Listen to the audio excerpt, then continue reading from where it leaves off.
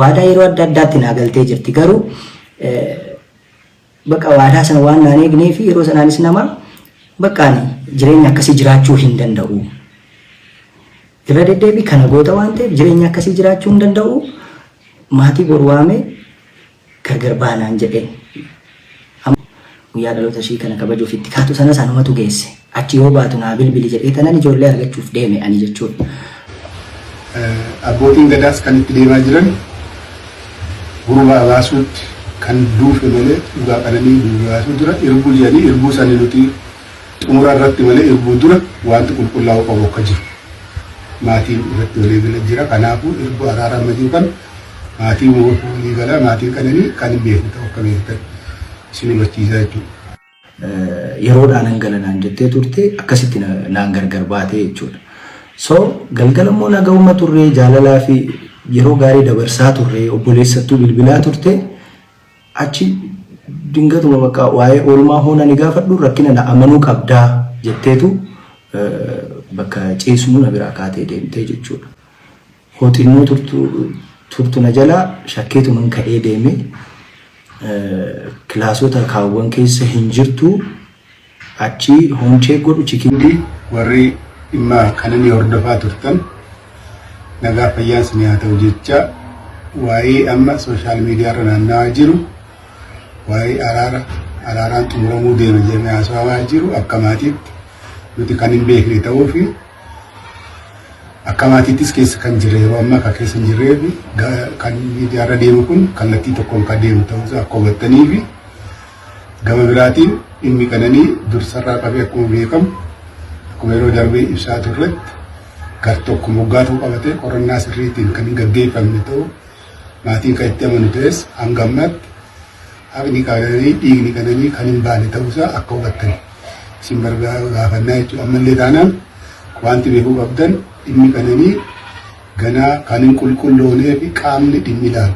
sadarkaadhaan jiru qulqulleessuuf fedhiin agarsiisaa jiru baay'ee laafa ta'uuf haqa ishee baasanii karaa dhugaarratti walitti fiduu irratti baay'ee bal'aan kan dubbatafeef qaamni seera keessumaa ministeerri haqaallee lafa mara harkisuu alatti itti bu'ee dhimma kananii irratti dhugaa jiru kana jedhee yakkamaa seeraan gaafachuu irratti baay'ee laafina guddaa kan agarsiisan ta'uu akka hubattan barbaadna.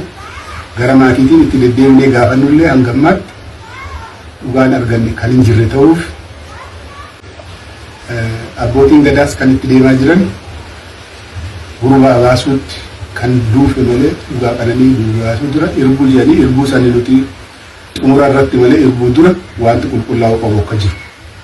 Maatiin irratti walii gala jira. Kanaafuu irbuu araaraa majuu kan maatiin walii gala maatiin qananii kan hin beekne ta'u akka beektan isin hubachiisaa jechuudha. ቀነኒ አዱኛን አስመልክቶ አንዱዓለም ጎሳ እኔ አልገደልኳትም አየ ከም ጅርቱ አንዱዓለም ጎሳቲ ኢሚን ሀራ ሲን ፉንዱረቲ ዱፌ ዲሙማ ሰሞና ከና ሚዲያ ረዴማ ጅሩ ሶሻል ሚዲያ ረዴማ ጅሩ ከና ይሰክሪር ሲዲፍ ቆቹ ፈን ዱፌ ወንቲ ጅሩ ማሪ ኢሙማ ወልቀበቴ ጅሩዳ wanti jiru maali ani gumaa baasuu sin qabu harki koos kanarraa qulqulluudha uummanni Oromoo akkanaa beeku kan barbaadu jechuudha. Anis gadduma hamaa keessan jira gadda kiyyayyuu seeraan gaddachuu hin dandeenye wanta natti gale kana seeraan gadda kiyya taa'ee gaddachuu hin dandeenye mana hidhaan ture achi hombahummoo kun waanuma hamaa keessa akkasumatti tufuufiinsaan jira. Wanti nani isiitti balleessi yookaan isii miidhee hin qabu wanti gumaan baasus hin jiru. Garuu jaarsoliin abbootiin gadaa Oromoo dhugaa jirtu akka ilaaltee naafuutu dhugaa jirtu akka ilaaltee nu mirkaneessitu maatii wajjin hariiroon kiyyatti fuufuu qaba waan ta'eef abbootii gadaa Oromoo ergeen jira. Jaarsolii biyyaa ergeen jira. Kan inaan ergeefi akka isaan anaafoo kan nama kanan biraatiif dubbatan otoo hin taane anis dhugaan qabaa haadha manaa kiyyaan dhabee dhugaa jirtu naa laalaa dhugaa jirtu nuu ilaalaa jedhee tanan jaarsolii Oromoo abbaa gadaa Oromoo erge. So jaarsi waan ilaale dhugaa jirtu fuudha malee kan fedhii nama dhuunfaa hin haasa'u jechuudha. Fedhii nama dhuunfaa yookaan immoo waan ani barbaadu naan haasa'u jaarsi. Dhugaa jirtu ilaalee fuudha. Dhugaa jirtu sana immoo akka jaarsi ilaalee nu murteessu jaarsoliin waaqaa gaditti dhugaa baasuu irratti aangoos qabu. Rabbis kan jaallatu dhugaan immoo ilmoo waaqaati. Ani kan maafan jaarsa erge. Gaanaaf qannooni hariiroo jaalalaa baay'ee gaarii qabna turre. Garuu dipireeshinii ni qabdi turte qannoon. Dipireeshiniin isiin qabdu tarii mana keessa oolurraa maddaa'ee jedhee waan yaadee fi hojii CRBTs hojii entertainmentis banee tanan itti kenni akka waliin hojjennuuf jechuudha. Ergasii ni dhaabbata jedhee yaadeen ture. Garuu itti fufiinsaan irra deddeebii yaalii of ajjechaa hagootu kan itti fufiinsaan erga waan sana godhee itti kennee booddeellee itti fuuftee jechuudha. Erga itti fuuftee booddee wanti kun humna kootii olii jedhee waan yaadee fi akka rakkinni tokko mudateen abbaatti bilbilsiisee jechuudha. Abbaatti bilbilsiiseeti kanatu na mudatee kanarra rakkadhee jiraachuu dadhabee jettee abbaatti haasofte jechuudha. Achaan irraa fuudhee abbaa akka cinqamtanii fi mitii garuu guyyaa gara guyyaatti dhukkacharti wanni kun furamuu qabaa yaada jedhu kaasee lammaallee waamee dubbiseen jira. Waan kana irraa furaa please lammaa jedhee tanan akka maatiitti ol gaati waan kana irraa furaa jedhee lammaatti illee haasa'een jira. Ergasii deebii namni kennes waan sana irratti illee namni haasa'es wal arges hin jiru. Waa'ee mashii illee namni natti kaase illee hin jiru.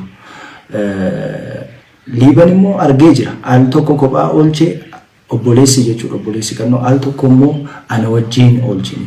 Kan nama oolchu waaqa. Garuu immoo otoo waa argitu hin callistu. So yaalii of ajjeesuu yeroo adda addaa hinuma gooti. Guyyaa wanti kun natti galesi walumaan oolle. Hospitaalas waliin deemnee turre qorannoo daa'ima gochuuf bakka suuraa lidati ishii kanatti kaatu guyyaa dhaloota ishii kana kabajuuf itti kaatu sana sanumatu geesse. Achi yoo baatu naa bilbili jedhee tanan ijoollee argachuuf deeme ani jechuudha. Yeroodhaan hangalanaan jettee turte akkasitti naan gargar baatee jechuudha.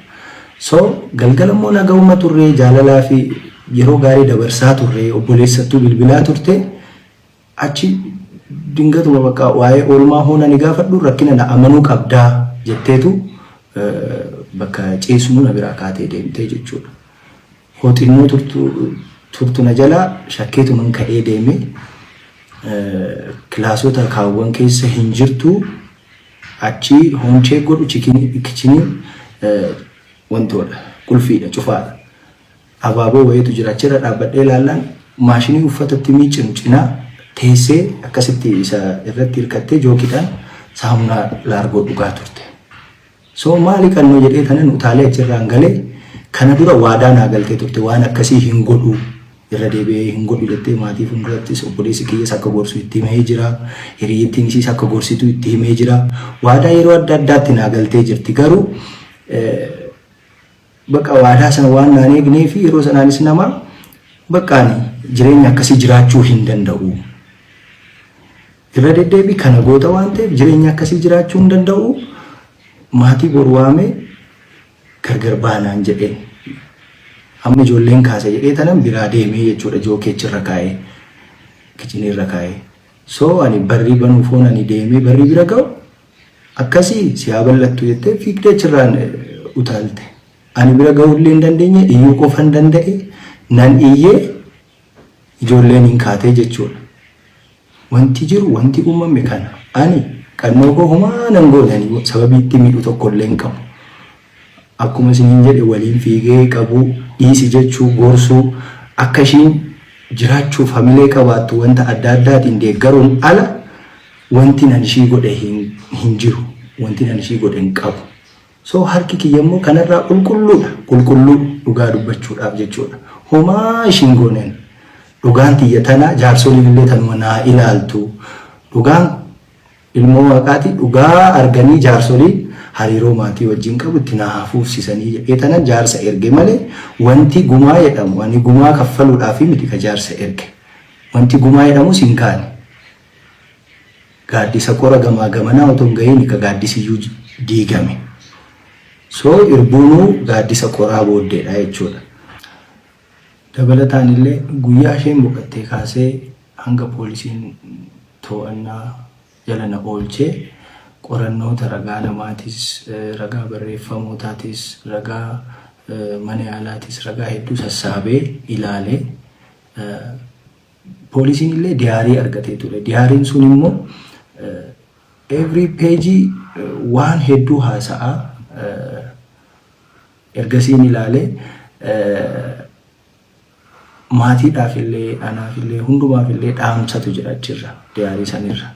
Dhumarratti wanti ani jechuu barbaadu hoo dandeessanii dhugaa sirriitti gadi fageenyaan ilaalaati irra gahaati dhugaa beekaa. Hoo dadhabdan immoo jettee yookaan immoo seetee haasoftanii please hariiroo borumaatii wajjin nagaa ta'uu danda'u.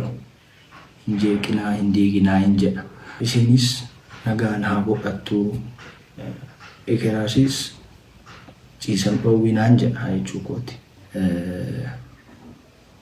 Kanaafin immoo anis gara fuulduraa tasgabbaa'ee gadda kana keessaa ba'ee gaafii na gaafattan kamiifuu deebii kennuudhaaf qophiidha. Kana waan ta'eef kanatti naa hubadhaa ulfaadhaa galatoomaa jiraadhaan jedhu uummata keenya naa jiraadhaa. ቀነኒ አዱኛን አስመልክቶ አንዱዓለም ጎሳ እኔ አልገደልኳትም፣ ለሞቷ መንስኤ እኔ አይደለሁም፣ ነገር ግን ለቤተሰቦቿ ጉማ ከፍላለሁ አለ። ምን ይባላል አሁን ይሄ? ፍትህ ይረጋገጥ፣ የገደላት ሰው ወይ ለሞቷ መንስኤ የሆነ ሰው ይታወቅ፣ ሲደበድባት የነበረ ሰው ይታወቅ እንጂ ጉማ ይከፈለን አላሉም እኮ ቤተሰቦቿ። እውነታው ይውጣ መጀመሪያ ነው። አንተ ካልገደልካት ወይም ደግሞ ለሞቷ መንስኤ ካልሆንክ አንተ ሳትሆን እኛን ለአንተ ጉማ መክፈል ያለብን ቢኮዝ በድለናልና ባላጠፋው ጥፋት። ሽምግልናውም ይህን ነው ማረጋገጥ ያለበት። ሽማግሌዎቹም አባገዳዎቹም እዛ ያሉት ሰዎች እውነታውን አውቀነዋልና ወደ መሐላ እንሄዳለን። የምን መሐላ ነው ሲጀምር? እውነታውን ካወቃችሁ እውነቱን ማስረዳት ነው። የሷን ቤተሰቦች እኮ ልጅ ነው ያጡት። ያማል እኮ ልጅ ማጣት እኮ ነው የደረሰባቸው። በገንዘብ ልታታልሉ ወይም ደግሞ ፍትህን ልታዛቡ ከሞከራችሁ ሽማግሌ ነን ባዮቹ ራሳችሁ ትክክል አይደላችሁም ነው። ሌላው እዚህ አካባቢ ዜና የምታነቡ ነው ሰዎች ናችሁ። አንዱዓለም ጎሳ ተባርኮና ተቀድ የምን መባረክና መቀደስ ነው? የምን መባረክ ነው እንዴ? ፍትህ ሳይረጋገጥ ባርከው እንዳትገባትም ወደ ስራ ትገባለህ እንዴ? ለካ ተው እንጂ ትገባለህ። ህዝብ ማመን አለበት። ይሄን መጀመሪያ የሰራኸውን ስራ ወይን ገድላታል ወይን ለሞቷ መንስኤ ሆናል ወይን ክሊር ሰው ነህ፣ ፒውር ሰው ነህ። በቃ ይሄ ነው መረጋገጥ ያለበት። ይሄ ባልተረጋገጠበት ሁኔታ ጉማ ከፍላለው ዝባዝንኪ ምናምን የሚሆን አይመስለኝም። አባገዳዎቹንም አታሳጧቸው። በገንዘብ የሚፈታ ፍትህ በፍጹም የለም። በእርግጥ ይሄንን የሞቷ መንስኤ ይሄ ነው ብሎ ሊነግረንና ሊያስረዳን የሚገባው ፖሊስ ነበር። ይዞታል፣ መርምሮ ለቆታል። የለቀኩበት ምክንያት በዚህ ኬዝ ነው፣ ፒውርን ስለሆነ ንጹህ ስለሆነ። አይ ለጊዜውን የለቀኩት በዚህ ጉዳይ ደግሞ ወንጀለኛ ነው ሊለን የሚገባው እሱ ነው። ከዛ በኋላ ነው ወደ ሽምግልና መኬድ ያለበት። ፍትህን በገንዘብ በፍጹም አታሳጡ። እኔ አባትየውን ሳላደንቅ አላልፍም፣ የቀነኒን አባት